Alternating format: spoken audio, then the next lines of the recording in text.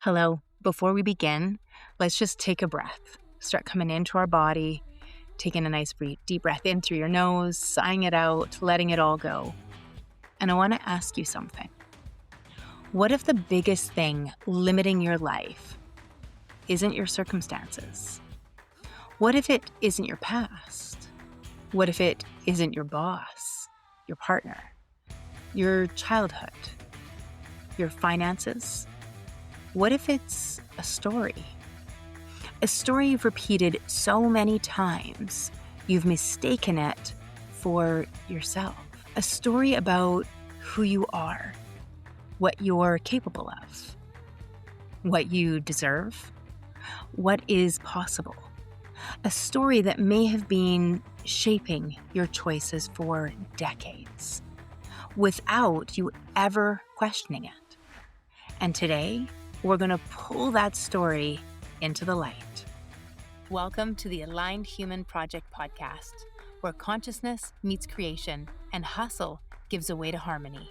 I'm Dawn Elgin, contrarian soul guide, spiritual CEO, and founder of Practical Spiritualism. This is a space where we explore what it truly means to be human, aligned, awakened, and in flow with the field of life itself. Together, we'll bridge science and spirit, energy and embodiment, purpose and prosperity, so you can remember who you are beneath the programming and reclaim the power to create in full alignment with your soul. Because the next evolution of humanity isn't out there, it's in here. This is the Aligned Human Project. Hello, and welcome to the Aligned Human Project podcast, where consciousness meets creation and alignment becomes a way of life. I'm your host, Dawn Elgin, and today we're exploring one of the most important distinctions in human development: the difference between identity and conditioning. Because most human suffering comes from mistaking conditioning for identity. And the moment awareness enters the system, everything begins to change. One of the biggest misconceptions people have is believing they consciously chose who they became. Most of us didn't. Most of us adapted. We inherited stories about success, failure, worth, relationships, safety, maybe belonging, love, all those things that we desire, achievement. Long before we were old enough to evaluate whether those stories were true. I'll give you an example. When I was about 7 years old, I have a very clear memory of us playing a game at school. We're in the back field of the elementary school, and the teacher goes to split us into two teams. So we have two team captains. Each kid gets to pick, who's going to be on their team. We get to the end, and we have an odd number, and I'm the last person left. So the two team captains are arguing over who has to have me on their team. I'll admit, I was not very athletic and coordinated, and I was definitely an outcast. I didn't have any friends. So teacher finally gets fed up with it, and she says, "You know what, Dawn, why don't you just sit out and you can play next time?" In that moment, I got a very clear message that I was an inconvenience. Now, it continued, this behavior throughout school, but what happened was I started to perceive all these things that were happening whenever I asked for help. And a teacher kind of gave me that look like they were tired or frustrated. I perceived it as that I was an inconvenience. Now, as I look back and I went further and further, and I've worked with my own psychologist with this, we went back further and further, and we realized that it came from when I was really young. And that I actually believed my entire life was an inconvenience. But here's the problem. So we have this experience when we're little. It gets repeated. We get examples of it, confirmation bias, all throughout. The event ended.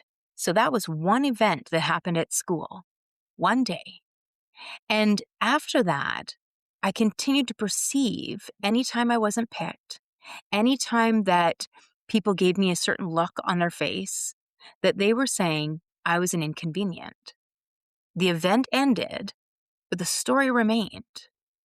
This is where neuroscience becomes incredibly interesting. One of the dominant theories emerging in neuroscience today is something called predictive processing. In simple terms, the brain is not primarily reacting to reality, it's predicting reality. Every moment, your brain is taking information from the past experiences, memories, beliefs, emotions, and expectations, and using it to create prediction about what is happening now. This allows the brain to conserve energy and keep us safe. But it also means something important. We don't simply see the world as it is. We often see the world through the lens of what we expect to find. This is where confirmation bias comes in. Confirmation bias is the tendency to notice, remember, and prioritize information that supports what we already believe. If we believe I'm not good enough, I unconsciously notice criticism more than praise. If I believe people can't be trusted, I'll notice betrayal more than loyalty. If I'm believing that I'm unworthy of success, I become highly aware of failures while dismissing accomplishments. The brain isn't trying to deceive us. It's trying to remain consistent with the identity it already knows. So psychologists call these identity structures self-schemes. A self-schema is essentially an internal map of who we believe ourselves to be. Over time, we develop stories such as, I'm the responsible one, I'm the achiever, I'm the caretaker, I'm the one who gets overlooked, I'm not enough, I have to prove myself. Once these self-schemas become established, they begin influencing our perception, behavior, decisions, relationships, and even what opportunities we believe are available to us. And this is where the default mode network becomes important. See, the default mode network, often called the DMN, is a network of interconnected brain regions that become active when we're focused on an external task. It's involved in self-reflection, autobiographical memory, future planning, mental time travel, and maintaining our sense of self. In many ways, the DMN helps us answer the question, who am I? The challenge is that the DMN doesn't necessarily maintain truth. It maintains consistency. So if your identity has been built around survival, the default mode network will continue rehearsing that identity. It will replay familiar stories, reinforce familiar beliefs, and strengthen familiar emotional patterns. Which means the brain can become extraordinarily efficient at recreating a version of you that was originally formed through adaptation. This is why awareness matters so freaking much. Because the moment we become conscious of the story, we interrupt the automatic process. The witness begins observing what was previously unconscious, and something remarkable happens.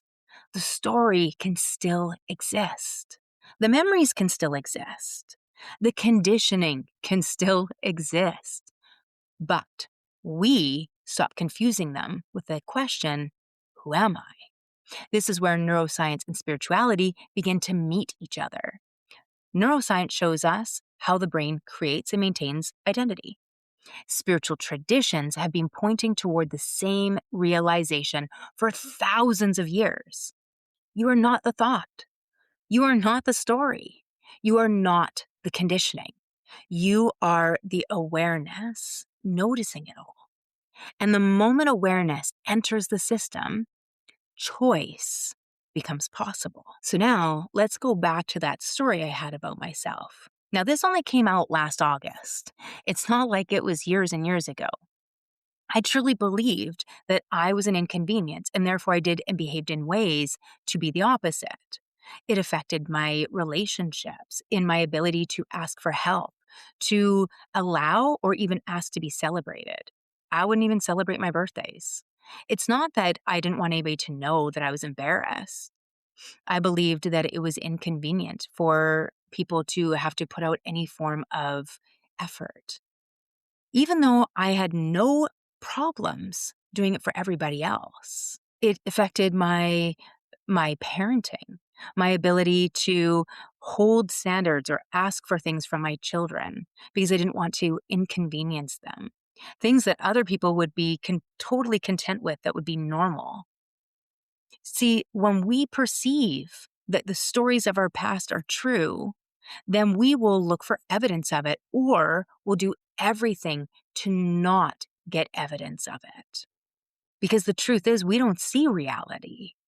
We see our stories about reality. Recently, I read Carol Dweck's work on mindset, and I think it becomes even more powerful here. Carol Dweck gave us fixed mindsets versus growth mindsets. But I think there's a deeper layer. Most people don't have fixed mindsets. They have survival mindsets. A mindset that is organized around safety, protection, belonging, predictability. Same thing, but words are going to matter here. And a survival mindset creates a survival story. And those stories are things like, I must achieve to matter. I must be perfect to be safe. I must be liked to belong. I must take care of everyone. I must never fail. These stories make perfect sense because they helped us as children survive. We go back to that first story again, and we'll now move it into my marriage. There are things that just became so familiar to me, I didn't even notice I was doing them. Things that I didn't realize, where if I would even lean into the discomfort of asking for help, if somebody said no to me once, I would never ask them again. Because the idea was I took a no for help as rejection. It impacted my relationship with my husband so much that for 5 years, even when we were living together, I wouldn't ask him to stay with my son. We're a blended family. And so one time at the very beginning, when we were just starting dating, I'd asked him for help with something. Now, he's got his own stuff that he's going through, and he said no. We've talked it over. I'm fully aware of why he said no at the time. But I took it as confirmation of my story that I was inconvenient. And so to never feel that way again, to protect myself, my survival story, I wouldn't ask him for help. So I had deals with friends that also were single moms, and we would swap. If I had to go away from work, my son would hang out with their kids. If they had to go away or do something, their kid would come and stay at my house. And it was great, but it was give and take. It wasn't asking for support. It wasn't asking for help. And so here we are, 5 years later, I would go away for work twice a year for big buying shows. And I would literally, my son would go and stay with friends. And I remember finally one time my husband said to me, you know, Braden can just stay home. Like, I'm here. I'm fully capable of taking him to school and picking him up and making dinner. And I actually said, oh, I wouldn't want to inconvenience you.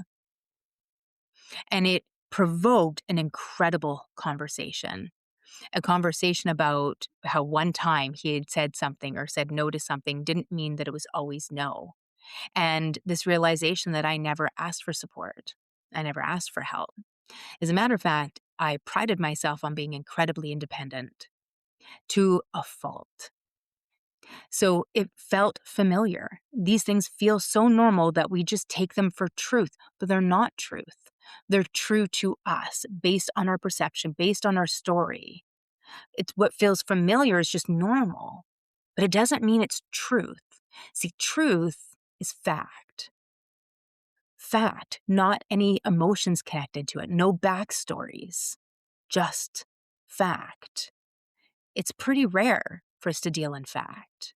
We almost always deal in what's true to us. And so from this realization, we'll fast forward now. So think, we've been together 18 years, off and on for the first couple of years. We kind of dated. And now for the last 16, committed. So 5 years into that, so the last 13 years, we still continue. I get better with him, but not outside of our relationship.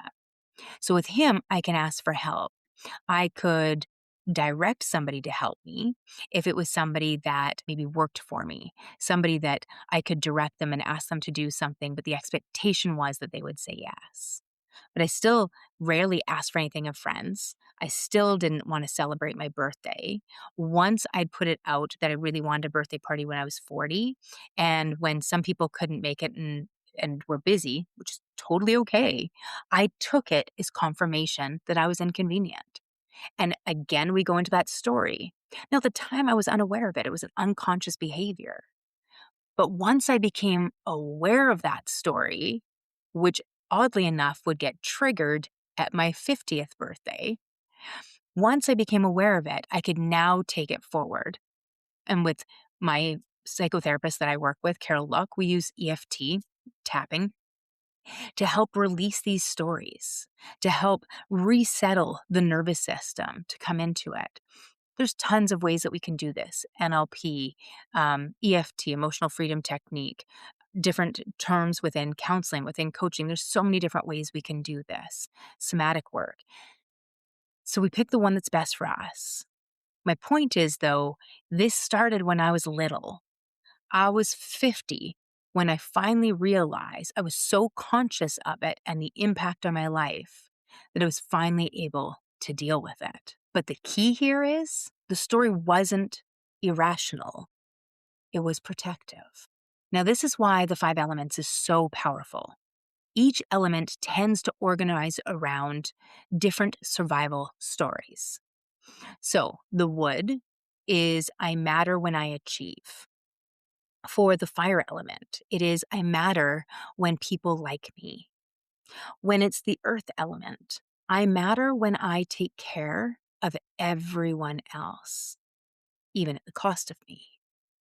Metal element, I matter when I get it right. And the water element is I matter when I stay safe. Different stories, same function, protection. Now, your dominant element starts to establish itself fully by around the age of 8, nature and nurture. And the element itself isn't the wound. The element is the lens through which we experience the world. So think nature loads the gun and nurture pulls the trigger. So for myself, personally, I'm a dominant wood element. So the wood child is naturally driven toward autonomy, growth, achievement, and self-expression. And when that energy isn't supported, or when achievement is heavily rewarded, the child may learn, I matter when I perform. I matter when I achieve. So the survival strategy becomes achievement, and the adult pattern becomes overworking, proving, and perfectionism through productivity. Now, for a dominant fire element, the fire child is naturally relational, expressive, playful, and connection oriented. When connection feels inconsistent or approval becomes highly valued, the child may learn, I matter when people like me. I belong when I make everyone happy. So their survival strategy becomes approval, and the adult pattern becomes people pleasing, performing, and a fear of rejection. So now we move into the earth element. The earth child is naturally nurturing, empathetic, caring, and relationship centered, often develops through emotional neglect, inconsistent nurturing, or becoming the emotional caretaker, praised for being such a good helper. So the earth child learns, my needs come second.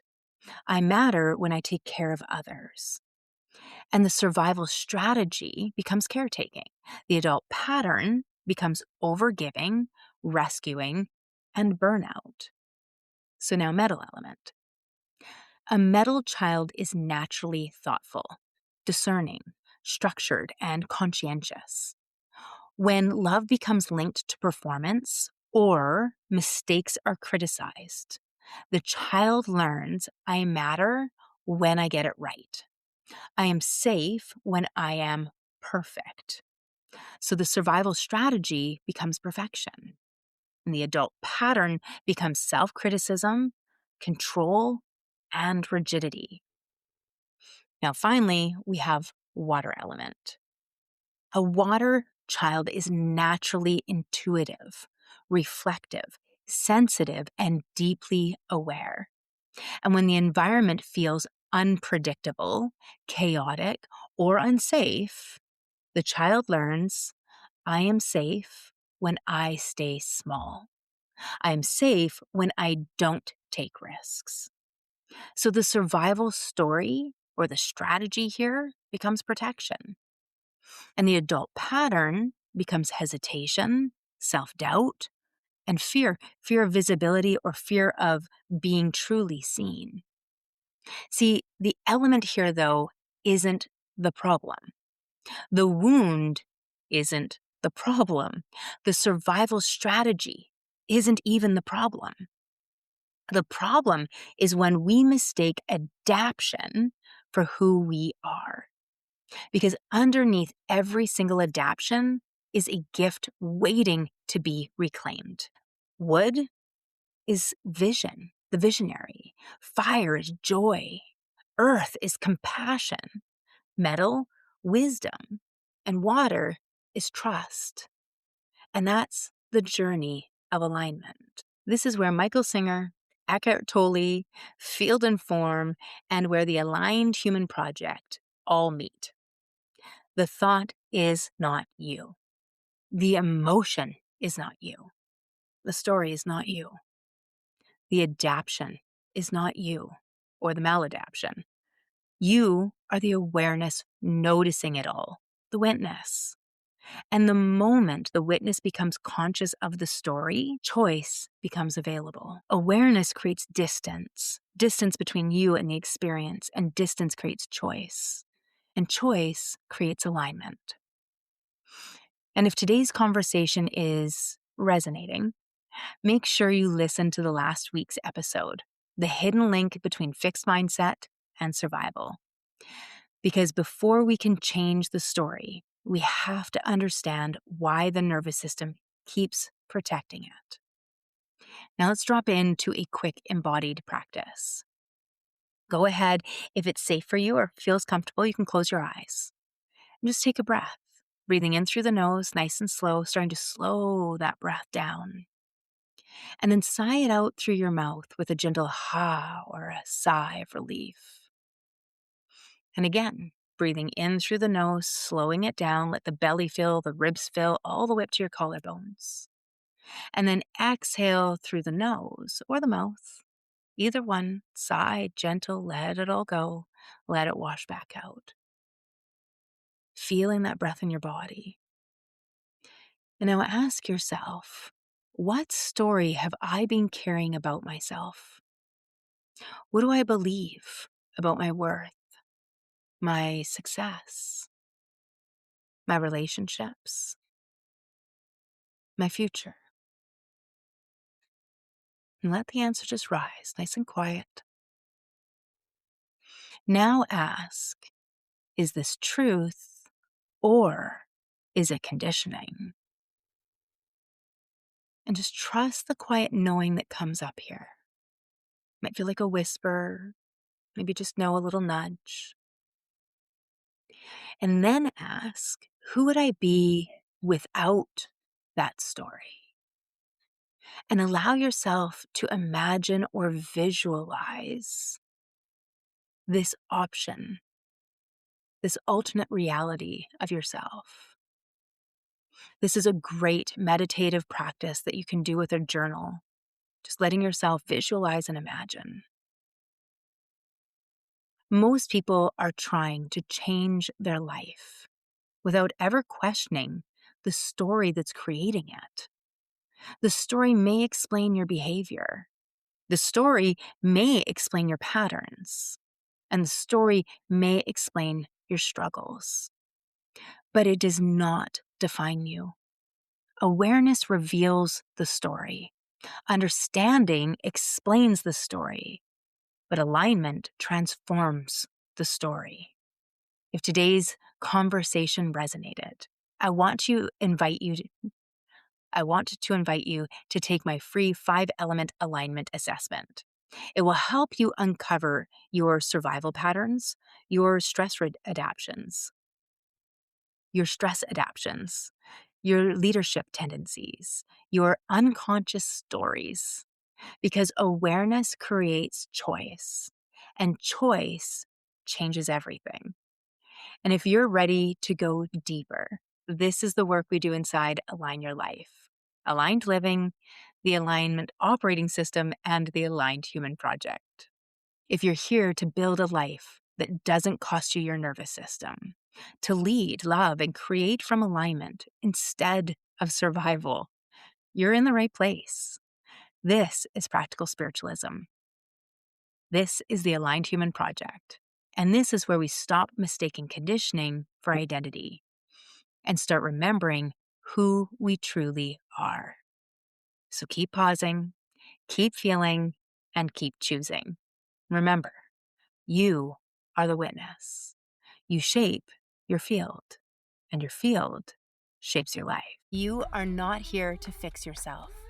You are here to remember yourself. Because when you align with your truth, everything else begins to align with you. If this episode sparked something inside you, hit follow or subscribe and share it with someone walking their own path of awakening. And if you're ready to go deeper, you'll find free resources, programs, and community spaces waiting for you at practicalspiritualismco.com. Remember, alignment isn't a place you reach. It's a practice you live. So keep pausing, keep feeling, keep aligning. You are the field. You shape the form.